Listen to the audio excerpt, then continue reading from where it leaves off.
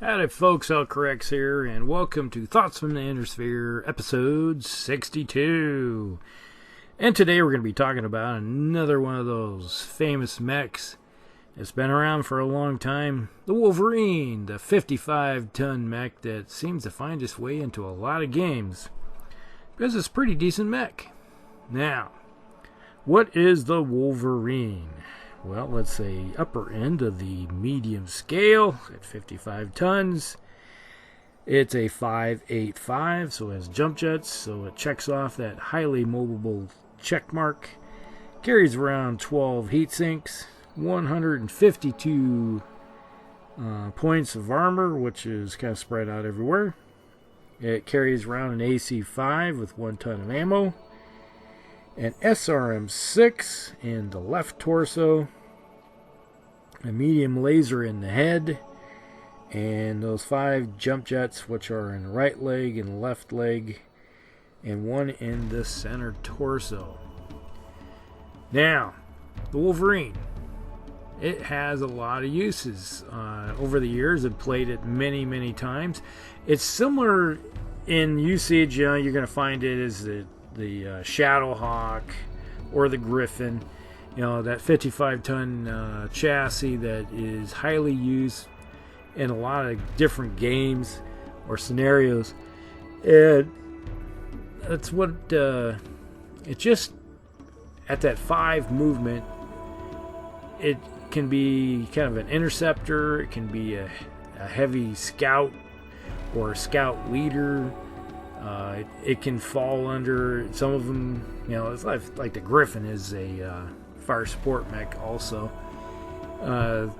Obviously, the Wolverine is mostly a in-close fighter. When you got the SRM, it's similar with the Shadowhawk with that SRM-2. Now with that SRM-6, this is more of a knife fighter and a crit hunter. And I like to use it in that aspect in the game, where it's moving around as either a lance leader. Let's say a lot of times if I'm having a lance, I typically will probably have like a Phoenix Hawk, a Shadowhawk, a Wolverine in it, maybe a Trebuchet or a Dervish or something of that nature, where they're all highly mobile, 5'8" movers, usually have some jump jets or allows them to get around and displace themselves pretty quickly from one position to another. And the Wolverine excels at it. Now, if you want something that wants to hunt down those lighter mechs, this is the mech for the job. It can do the job of a anti-scout mech, because with an 8 maneuver, or 8 being a 5'8", you're able to displace and cut off lighter mechs and get in there and do some damage to them.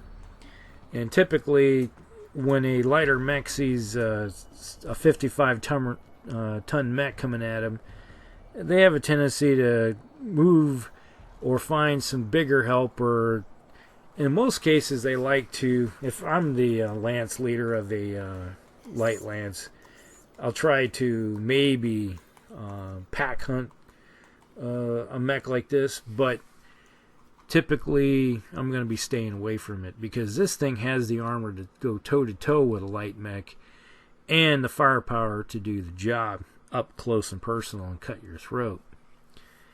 Now, with those, also with the jump jets, it works and excels in a city fight, where you can displace from one block to another, or you might see a heavy mech or a assault mech kind of slogging down the street, and this thing can jump over a building and get in right behind it, unload with everything, and then give it a punch in the back of the head if possible, or a kick, depending. And preferably you want to punch with it, because it's going to have a free hand. Now you got the autocannon in the other but hey, you can't have everything that you want. But if you want to be able to do the punching, you might want to consider using a Shadowhawk or something of that nature. But we're talking about the Wolverine. Now, I kind of like the aesthetics on this thing. He has that medium laser that's in a little ball turret that's located in the head. It's like a chin turret or something. You can see it on an attack helicopter, and I don't know what is it about it. It's just kind of appealing. And a lot of times I just like, oh geez, do I have a choice between a Shadowhawk or the Wolverine? I'll probably usually take the Wolverine. And later on, when we get into the 3050, you're going to find out why I really like running on the 55 chassis for some advanced tech stuff, but we'll get into that later. Now, there is some good variants with this thing also that get the job done. Okay, here we got the House Karita version. It does get rid of the jump jets and replaces the autocannon with one heavy, one medium, and one light laser. So up close, it forgoes a lot of the jump jets for maneuverability. Okay, that's kind of a negative in my book, but it has a little more, puts more into the armor aspect of it, which turns it into a more of a good knife fighter, a little bit more armor. And then when you get up close and personal, you still got that large laser, and then you got an extra medium laser. The only problem is with that is you can't fire everything, because with the large laser and then the medium lasers and then the small laser, if you're really up close, and you're going to start heating yourself up, because I believe it has 14 heat sinks on it. But the other one, which is the one I really like, is the House Merrick version. Retains the jump jets, but replaces the autocannon with a heavy laser and a medium laser. So it has a little bit more armor. I think it's 168, something like that, if I believe, because it adds one more ton of armor. Still has 14 heat sinks, so it can be running pretty cool, but it still retains those jump jets. And being that I always run mercenary campaigns where you're running behind the lines, I liked the aspect of not even worrying about having to reload the ammo on the autocannon and having that large laser for long-term usage. Now, the SRM is a different story, and that's one of the drawbacks on this mech of any 30-25, 30-39 mechs, is that you don't have case on it, so if you get hit in the ammo, the whole mech's just gone usually. And even running with the SRM ammo, there have been occasions where you see a Wolverine just go up in smoke when somebody gets a lucky shot in and pumps a shot into that left torso and hits that ammo. Now, the ammo is with the autocannons located in the right arm with the autocannon, which is kind of interesting. You see the picture here; it's holding a cartridge replacement, like a magazine. Like, just hit the mag release and just insert a new mag that's probably carrying on its back or something. Who knows? Back in the day, easy, quick release button or something. Now, a lot of times when I'm running with this mech in my mercenary company, I'll take either the standard 6R or the 6M and do a little conversion. I prefer to get rid of the autocannon and prefer the large laser. In my version, I still carry the large laser, 2 medium lasers, and the SRM-6, but I max out all the armor at the expense of 2 heat sinks. And I have a tendency to be able to manage the heat better, so I prefer the one with the 12 heat sinks versus the 14, and I like to have a little bit extra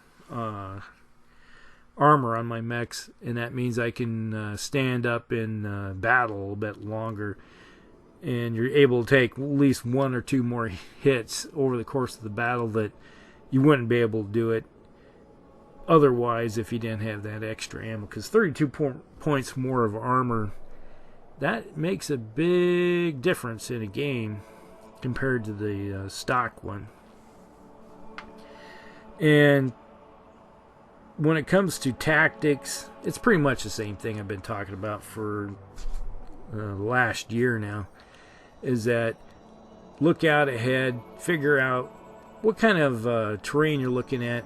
Now, if I'm going on a anti-scout mech mission, alright, fine. I'll see if I can corner a scout mech.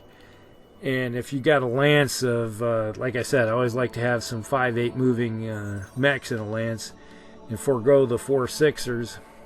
And for my mediums, you're able to corner a light mech easier and force it to go where you want it to go. So you can kind of like corral it. It's like you're taking its preferred places to hide. So you see like a wood hex or something. You put one of your mechs there, run it up there, put it in position. It's forcing it to stay either behind cover, so it's not able to spot for something for long range or missile fire. So you're forcing it to either be in the open so you can shoot at it, or you're forcing it to hide. And then that's saving your guys also. Because if a mech is not firing at you, that means you're lasting longer. And you're able to take positions. Now, if you're able to, I always like to say, if you're able to take a position that's like a heavy woods for a heavy mech that's normally a 4/6 mover, and you have to move at least 5, which is your running, and you're able to just park it in some heavy woods and not move, and then let's say it's an archer or something, and rain down fire without the extra movement modifiers, hey, that's even better. And there's so many things you can do, like I said, with these kind of mechs that are a little faster and more maneuver, is getting in there and terrain, negating, forcing your enemy into positions that you want them to be in. And it's like terrain denial, plain and simple. And if you can look out ahead, it's like I said, it's a giant chess game. So look where they might be going.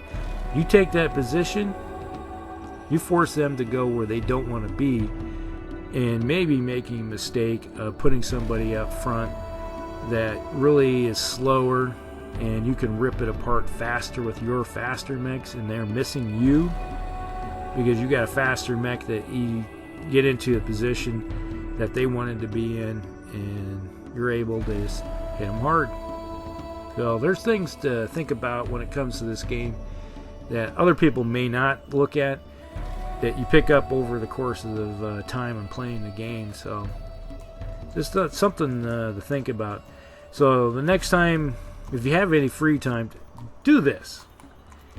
And is lay out, like, say, the hex maps, the typical ones that come with your box sets over the years. They're pretty much all identical. And just look at it.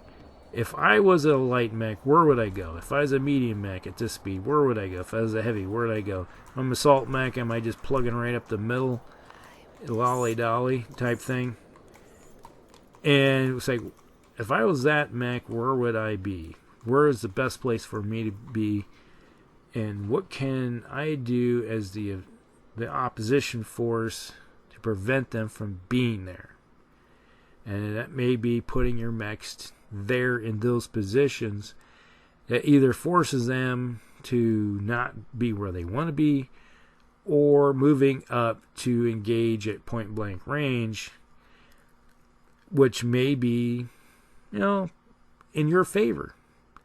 Because if you can maneuver your mechs into, like, say, a side arc that's been ripped off or something, and you're still in cover, so much the better. Just think about that. Alright, this Hellcrex. Like and subscribe. Put your thoughts about the mech down below, and we'll see you in the next one. This is Hellcrix. We'll talk with you later.